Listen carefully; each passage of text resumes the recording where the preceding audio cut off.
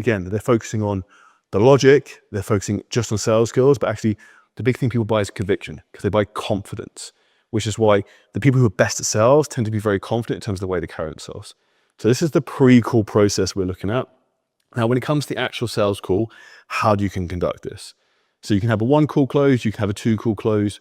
What do I think is best? The issue if you do a 2-call close is essentially this. There's a chance they might not show up for the 2nd call.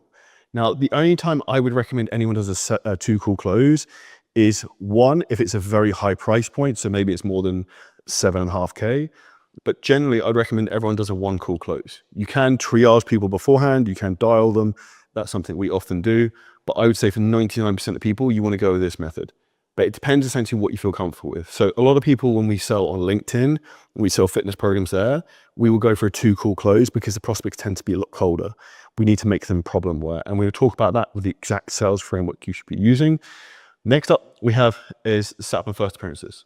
So the biggest thing people buy into is first impressions. They will look at you straight away and be like, this guy knows his shit, this guy's professional, or this guy looks like he's robbed his mum's credit card to go and buy all this stuff at Gymshark. Like, look professional when you come on sales calls. It will make a big, big difference. So wear a collared polo shirt, have a decent background, make it look like you're not in your mum's basement. It will help. These small little touches have a huge thing, indication in terms of your level of authority. The other thing that can be said with this is also like your WhatsApp profile photo. Like if it's you on holiday in Ocean Beach at Club Ibiza with your mates, probably not the best thing to be messaging clients from. So make sure this is really, really dialed in and look objectively from the outside. How am I coming across? The 4th thing you have to look at is pitch decks. Now, I believe some coaches should use a pitch deck, like a visual representation to explain a program. Others, I think, are better off not. So it depends very much in terms of, number one, is your price point. If it's a very high price point, then I think this is definitely a must you should have. This is something we give to all of our clients who sell on LinkedIn at high prices. If you are selling on Instagram, you're selling cheaper price points, I wouldn't necessarily worry with pitch deck. I would actually say for the less advanced your audience are you sell to, the more complex you make pitch decks, the more you add in, the more it kind of overwhelms them, which is why we really want to try and keep things as simple as possible and actually remove the amount of things people have to think about when it actually comes to kind of selling. Now, that's the actual sales call itself. Now, when it comes to sales and the actual conversation, what should this framework look like? So we create a sales script and framework, which is absolutely savage. And we basically ripped off Alex Hormozzi's closure framework script. We use AI to do that. I'm going to tell you exactly what that looks like. So should you use a script? Should you use a framework? Yes. You want to pull people through a natural buying pattern. And the closure framework essentially stands for, firstly, C stands for like clarify. So clarify their North Star. Like, what is the thing they want? What is their big why? Now, why this is also important to get once you've done your intel is you can then also use the two against each other. So you can see, okay, so you said you want to be a great dad who's in really good shape, but I look into social media and is you out drinking every week? So that's a big disparity. And I actually just did it then. The second thing is label. So I actually kind of just label the problem then intentionally. So label what the issue is. Okay, so this is what you want to do. You want to get in great shape, yet you can't stop drinking at the weekend. Does it sound about right? Okay, cool. And then the next one, O, is observe past pain. Let's put observe past. Now, essentially, what have you done to solve this before? That's essentially problem. What have you tried? What's not worked? And then we come into S, which is essentially the solution. Sell your solution. Okay, so you've done, is it true, Charlie, you struggle with drinking at the weekend and you can't get yourself in line, you can't get in shape? And then you've tried ketogenic diets, you've tried Joe Wicks, and none of these things have worked for you. Does that sound about right? Okay, cool. This is the permanent solution you need. This is exactly what it looks like, blah, blah, blah, blah. We then run through that exact framework. Then we do explain away concerns, is what that stands for, E stands for. So that's kind of like handling objections. And R stands for like reinforce the offer. Now, what we do with this is we actually add an actual bonus one on our own scripts, and what we do with our clients, we add an extra O. So close a O, and the O stands for objections. And what we do is we use AI very, very cleverly to review all of our sales calls, review the most common objections come up, and then we create framework to handle these objections beforehand. by tweaking some of these questions. We have a specific analogies, frameworks we use depending on the prospects coming through. And this is where it's like shooting fish in a barrel, because you can really have your sales process so dialed in because of AI. And if you're not doing this right now, you are hemorrhaging money. And this is one of the big needle movers we've helped with our clients to help them increase their revenue dramatically. So this is an overview in terms of how we would actually run through a sales script. And we help all of our clients within 7-figure selling systems build that out. Now, what I will talk to you about is objections. Now, this is the sexy thing a lot of people like to talk about in sales. And ultimately, this is actually incredibly simple when you break it down. Now, if we look at men and women want two different things. Men want status, women want security. So when we are doing our intel and our recon, that's really what we want to be selling into. So when we come down to why people don't buy, there are only 4 reasons people shouldn't actually buy from you, or they wouldn't do your product or service. So number 1 is the one that everyone thinks it is, which actually isn't the truth, which is price. Number 2 is going to be time. Number 3 is going to be spouse. And number 4 is going to be self-belief. And I'm going to talk you through how I would break each of these. So firstly, if we talk about price, essentially, if you have done your intel and recon, let's say, for example, you sell a program that's for weight loss, let's say it's $3,000. And you can see, for example, they go on holiday to Disneyland 3 times a year. But okay, cool, Mike. What's more important to you, getting in shape and being a dad that your kids are proud of, or going to Disneyland for the 15th time? Like, they clearly have the money. So you need to try and draw some comparison in terms of like what this is worth, and actually understand the gap of like, what is this going to cost you if you don't solve this? This is really what you kind of need to be nailing down the price side. When it comes to time, what I would do, and like when I go through these objections, you don't want to do this at the end of the call. You want to handle this earlier on in this kind of observe past pain position here is where I would start to ask some of these questions, depending what's coming up. And a lot of the time you will know what these objections are most likely going to be before the call because you're intel. So you can go in kind of like how you're going to steer this. Now, if you say time, let's say again, for example, we can sell fitness programs. Okay, Mike, so I presume time isn't an issue for you because you already told me you're working out 4 or 5 times a week, right? So like you clearly have time to do this. They're going to say yes. So okay, cool. We can then whack that one off the table. We've already taken price off. Then let's say they've got a partner, they've got a spouse. But okay, awesome. So is your partner Danielle? I suppose she's not, this is the powerful word, opposed. I presume your partner Danielle is not opposed to you getting a better shape. I presume your partner Danielle is not opposed to you building a better business. Opposed is a powerful word because it means directly against. And again, you ask this earlier on in the call because it helps to get that buy-in that the spouse is on board with whatever you want to do. So this is a common thing that comes up in terms of partners. 4th is self-belief. So a lot of people actually struggle with this, but they won't actually say it. So when people say that they need to think about it, a lot of the time why they say they need to think about it is because they have limiting beliefs around themselves.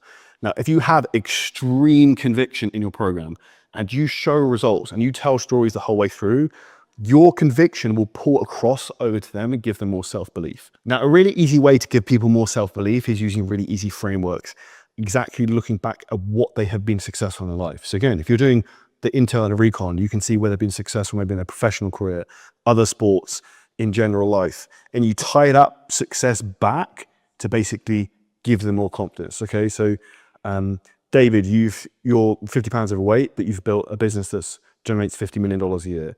Do you think that you lack confidence in your ability to execute, see things through? You're obviously very successful. And that's going to give him self-belief that he can actually go and do this thing as well. You just need to carry that over from another area of your life.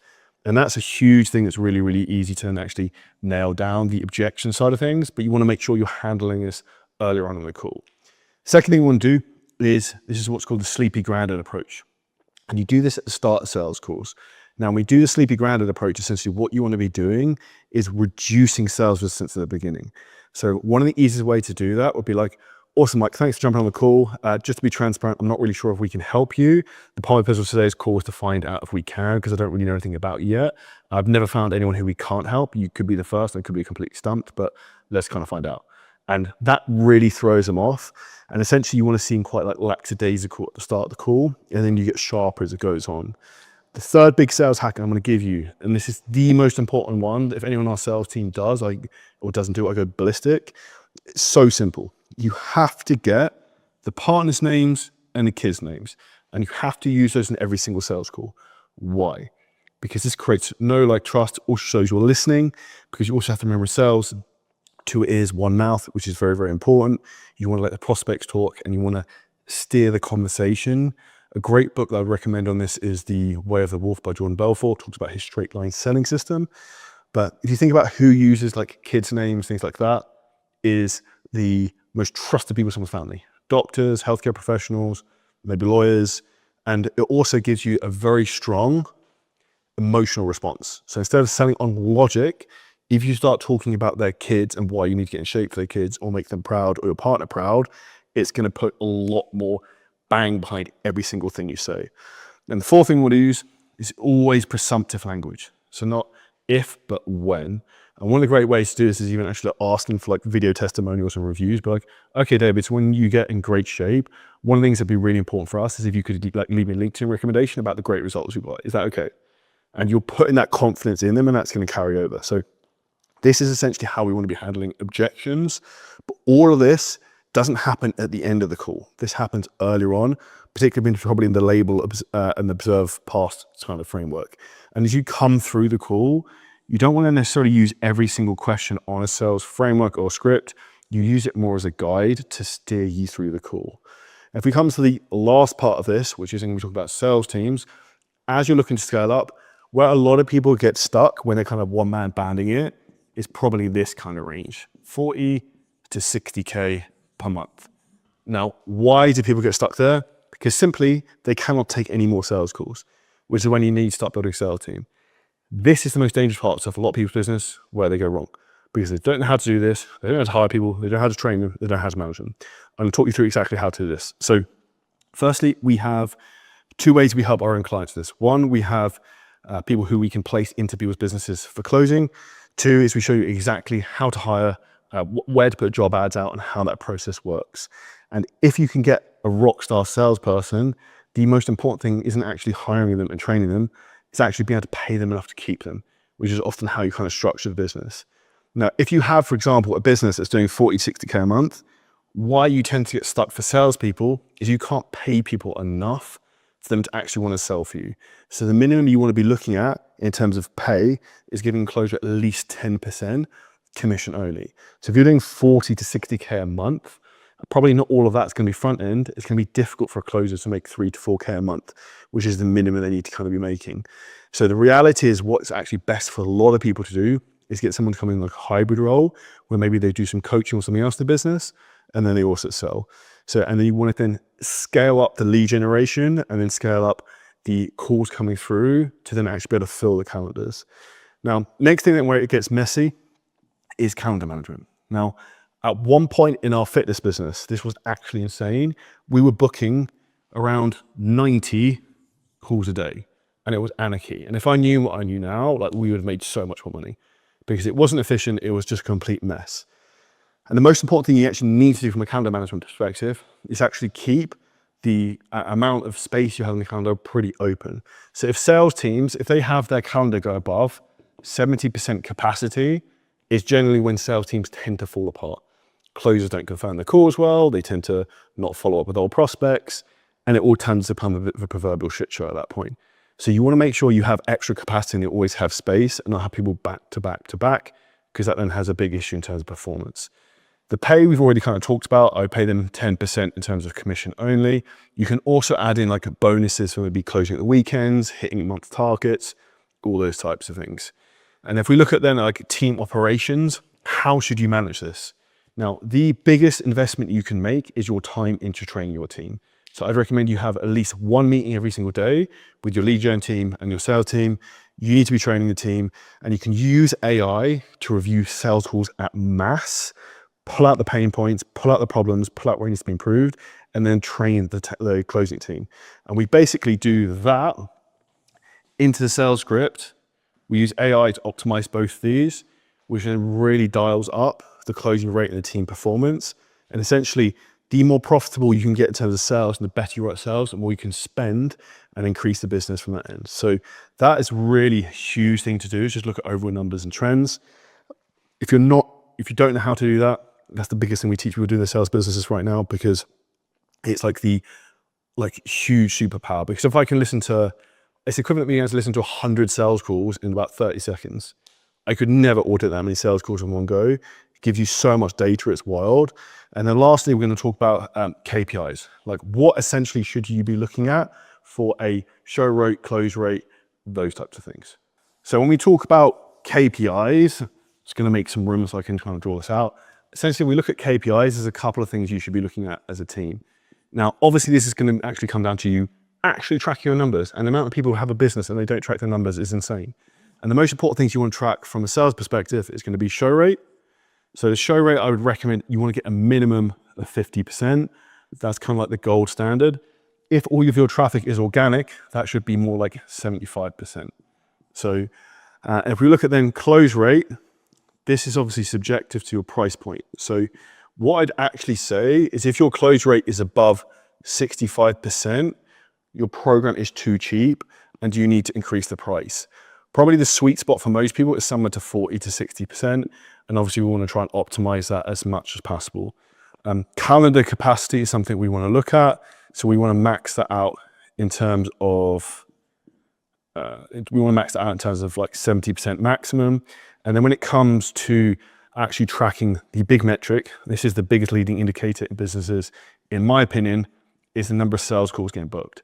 So you want to track this every single day and then really drive the lead flow through, make sure it's showing up, make sure the closing rate's there, make sure the call capacity is there. If you enjoyed this clip and you're a business owner, content creator, or coach, and you want help in terms of exactly how to scale your business to the next level using ads, AI, VSLs, setters, and building teams to basically monetize your business and monetize your knowledge, but without you having to press all the buttons, it's never been easier than before. What we can do is we can walk through the whole process in terms of how we're doing this over and over and over again with content creators, with business owners. If you hit the link at the bottom of this video, you can book a call with us and the team. We can audit your whole business, show you where the bottlenecks are, and show you exactly how we can scale. And if we think you're a good fit to work with us, we can show you what that looks like too.